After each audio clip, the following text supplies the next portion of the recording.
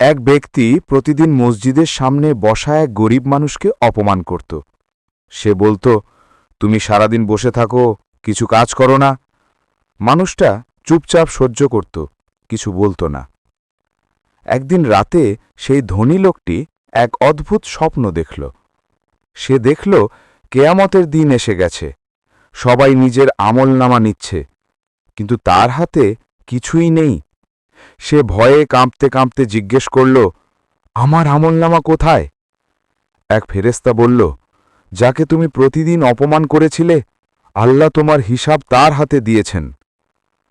ঘুম ভেঙে গেল তার, চোখে পানি, বুক কাঁপছে। সকালেই ছুটে গেল সেই গরিব মানুষের কাছে।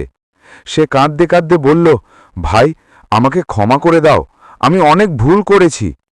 গরিব লোকটি হেসে বলল, তুমি তো আমাকে অপমান করেছিলে, কিন্তু আমি চাইনি আল্লাহ তোমাকে অপমান করুন। আমি অনেক আগেই তোমাকে ক্ষমা করেছি। মানুষটি অবাক হয়ে কাঁদতে লাগল।